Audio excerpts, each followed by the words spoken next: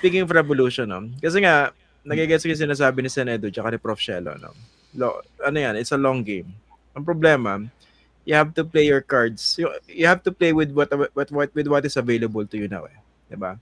Ngayon, basically personality centric ang ating politika, and talagang ang laking factor ng mga messianic politicians. And we saw that in 2020, 2016.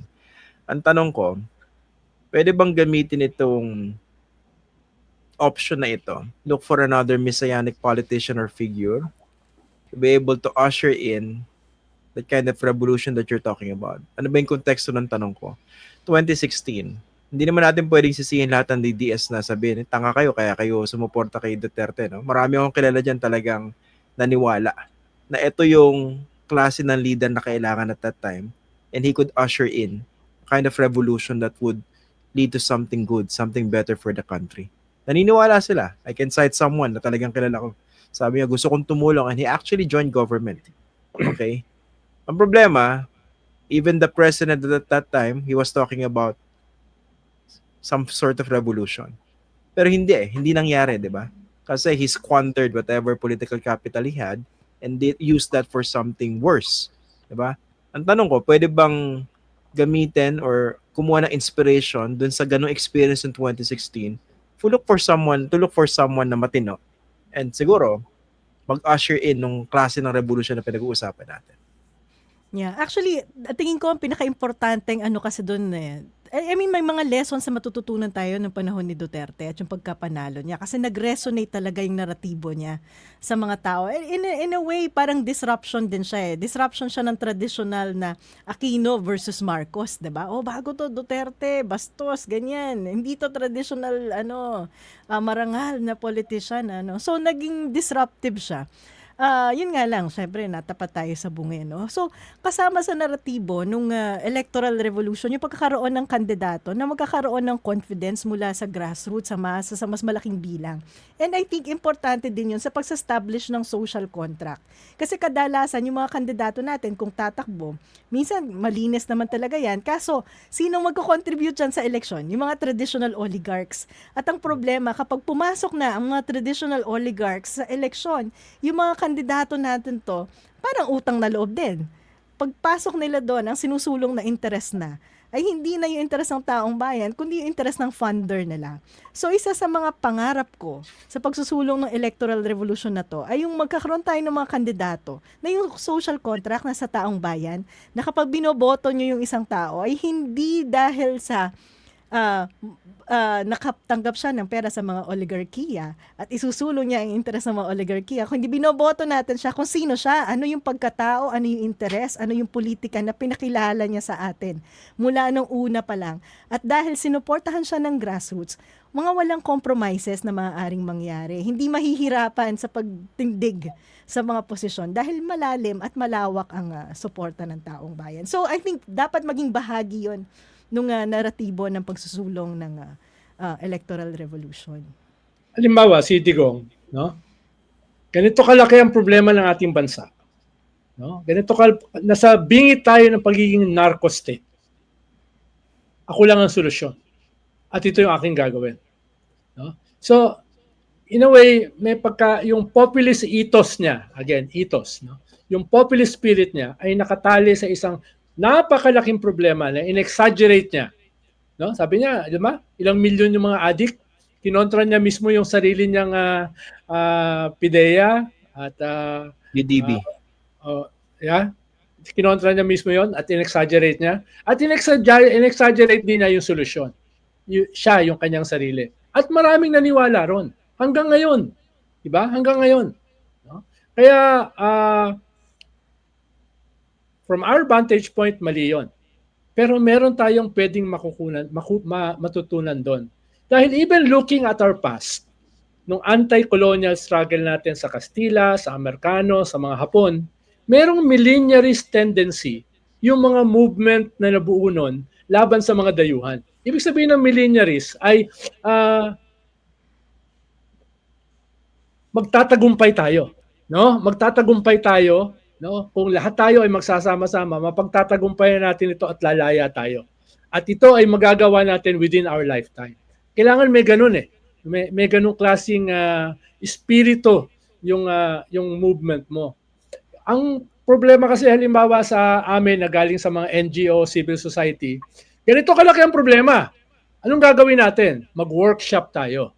Pagkatapos natin mag-workshop, gawa tayo ng statement, tapos mag-press conference tayo, no? Kailangan meron ka ding ngipin na sasabihin na ito yung solusyon, magagawa natin ito sa ating lifetime at kinakailangan natin ng ganitong strength, ganitong lakas sa ating mga leader at sa ating kilusan. Wag lang yung parang masyadong masyadong process-oriented. Mahalaga yun yung process orientation mo. Pero ganito yung problema, ganito kalimitado yung panahon, anong gagawin mo? Di ba? Anong gagawin mo? Kailangan may sabihin ka sa mga tao, ito yung problema, ito yung solusyon, gagawin na ito ng ating pamumuno, sa pamumuno ko, pero kasama ko kayo. No? Kailangan may ganun merong compromise between yung ating process orientation at yung pangangailangan ng tao ng, for lack of a better term, a savior. No? Yung sinasabi ni Shelo kanina. Pero a savior in a different way. A savior rooted sa isang organisasyon, isang partido o isang kilusan. No? Yun yung kaibahan. Hindi lang siya the punisher. Pero sa ganitong kalaking problema, ganitong kaikling panahon, kailangan may ganong klaseng component. Kaya napaka-powerful ng ipatulpo mo. Isumbong mo. Tapos ako yung magiging solusyon. Kaya napaka-powerful nun no?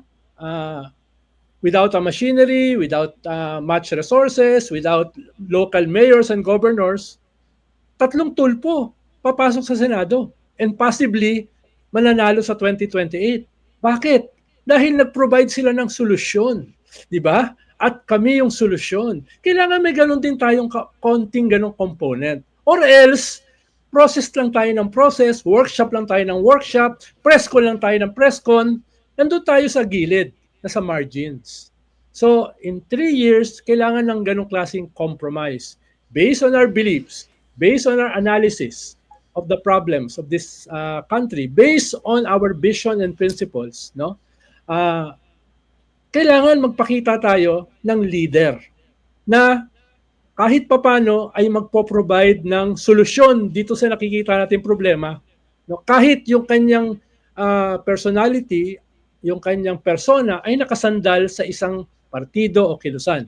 Yun naman yung kaibahan. Pero dapat may solusyon ka. Di ba? Dapat nga nakikinabang dito sa weaknesses ng ating mga institutions, tayo mga progressive Tayo kasi ang criticize forever Diyan sa weaknesses ng institution na yan. Ba't na nakikinabang itong mga populist na ito? Bakit na nakikinabang itong mga reactionaries na ito? Ba't na nakikinabang itong mga diktador na ito? Itong mga pasistang ito? Baka meron tayong kinakailangan tignan sa ating sarili. Saan tayo nagkamali? At tingin ko rin ang importante tumawid in terms of alignment of interest. Nabasa ko kasi na masyado daw idealistic. Kasi ako naniniwala ako, ang pangarap ko talaga makapagparaan tayo ng electoral revolution nang hindi kailangang sumausaw yung mga oligarchs. Pero kung tinanggal mo kasi yung oligarchs, tingnan mo yung the rest of the Filipino people. If we combine all our resources, it will be greater than the resources of the oligarchs. Hindi lang natin nako-consolidate yan. So, ang kailangan natin gawin ay magkaroon ng diskusyon, malinaw na paglalatag na kung saan yung interest ng progressive left at yung interest ng mga iilan na hindi rin naman nagkakaroon ng espasyo kapag nagkakaroon ng monopolisasyon, ng oligarchs sa ekonomiya ng Pilipinas, kapag nagkaroon ng alignment on the rest of the 70%, then an electoral revolution is possible. And the contract of the politicians who will run for office would be with those 70%. Not with the 10% oligarch. And I think that might help in terms of pushing for genuine reforms, not just politically but also economically. So, to flesh out yung pinag-uusapan natin, that to some people might be too academic and too nebulous, no? So, in concrete terms, what can be done between now and 2028? Diba? Concretely. Tapos, in terms of people who might be able to carry the torch, sino ba yung napipisil ninyo? Diba? Seryosong usapan. Sinasabi ni Prof. Shelo at saka ni San Edu, dapat grounded sa isang malino na prinsipyo at organisasyon. Diba? Pwede rin sabihin niya ng ibang mga messianic politicians, meron kaming political party, meron kaming movement, at kami yung pinaka-representative nun, di ba? Nung ethos nun.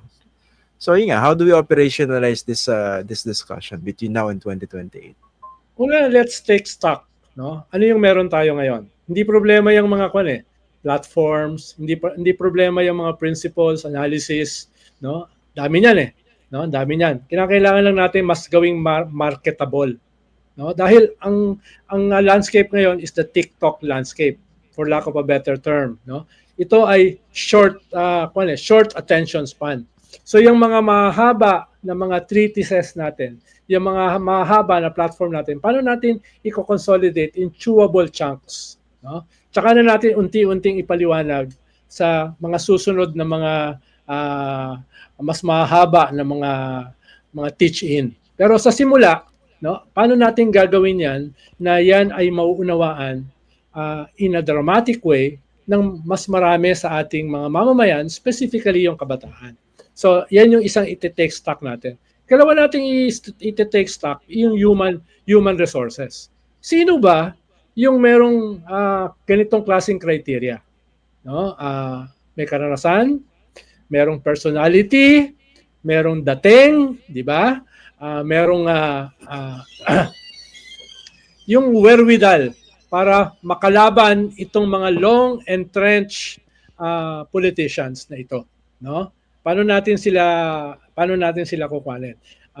Sino yung mga tao na meron diyan? Ibang usapin pa paano natin i-develop yung iba, no? Hindi pa 'yon. Yung meron tayo ngayon na medyo handa na. Yung the Vico Sotos of this world, no? The Shelo Magno of this world, na hindi mo na kailangan pang masyadong padaanin o pakunin ng masteral doctorate, no, sa PolEd katulad kagabi, no? Yung pala, yung may pagka ready-made na, no? Handa na.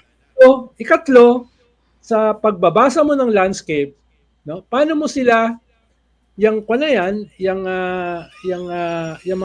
mga tao na yan, paano mo sila gagawan ng diretsuhan na brand, no? Example ng halimbawa, yung very compelling brand ngayon, ipatulpo mo. Paano mo gagawa ng brand yan? Diyan natin kinakailangan yung mga taong katulad ni Alan Herman, Vince Poson, no? Yan yung mga PR na hindi lamang hanap buhay. Si Alan ba hindi lang hanap buhay? Bigyan na natin ng benefit of the doubt, no? So mga magagaling na creatives, na mga PR, mga artists. Nanonood yun sa Nedo. Nanonood ngayon. Kaya ko nga sinabi yun, nanonood siya. No, kaya, ayan, no? Na, paano natin ipapackage yan? Dahil dun sa ating 3-year runway. 3-year runway na yan. So, dyan yung malaking trabaho. Dahil akala mo simple lang Akala mo napaka-normal nung ipatulpo mo, 'di ba? Parang napakadali Hindi ganoon kadali 'yun, no? Merong yun, no? May mahabang proseso rin 'yun. Pero dahil wala tayong mahabang proseso, 3 taon, paano mo gagawin 'yan para sa iyong mga kandidato? Na maging compelling enough, dramatic enough, no? Imaginative enough na kahit saang sitio ay magiging household brand, household name. Pag-uusapan siya mula sa mga bata hanggang sa mga matatanda. Katulad ng umiiyak kay Christian kagabi. No, yung ganun. Kailangan may ganung klaseng impact No? May ganung klaseng impact yung mga kandidato natin. Paano natin i-organize yan? Paano natin i-galvanize yung ating mga kandidato with their platforms, with their vision, no? Sa ganitong klaseng landscape, no? Na cynical na yung mga tao Sa ganitong landscape na manhid na yung mga tao no? Paano kung gagawa diyan ng alternative it's easier discussed right here sa Fox First than being done in the next 3 years. Pero kailangan mong gawin yan. Hindi sapat na may magagaling kang leaders, hindi sapat na may maganda kang alternative, platform, vision, analysis. Kailangan may maganda kang strategy. At bahagi ng strategy ay branding. Whether we like it or not, nandyan ngayon yung ating vast majority ng mamamayan, ng botante, ng kabataan. Nandyan sila ngayon. So, paano tayo pupunta ron? No, hindi, imbis na sila yung pupunta sa atin. Paano natin sila pupuntahan? Paano tayo magko-communicate? Yun yung laging sinasabi ni Pope Francis, synodality. No? It's about communication. How can we communicate yung hindi pa sa atin? No? Yun yung isang tinatalakay ko kanina, synodality. No? At yan ay nagsisimula sa discernment. Yun yung kulang din sa atin, yung discernment. Dahil lahat tayo magagaling Marami pa sa atin mga narcissists. No? So, May Hindi kami kasama pinaparinggan dun. ka ba, Sen Ed? Oh, hindi kami kasama doon. Oo. I don't feel admitted to. para magkaroon ng discernment, kailangan magkaroon ka ng anong tawag ni Cardinal Ambo David? Kenosis. Emptying yourself. Kailangan i-empty mo yung sarili mo dun sa mga mali mong pananaw, yung sobra mong ego, no, etc. para magkaroon ka ng tunay na discernment kung ano ba talaga yung kailangan ng tao natin ngayon.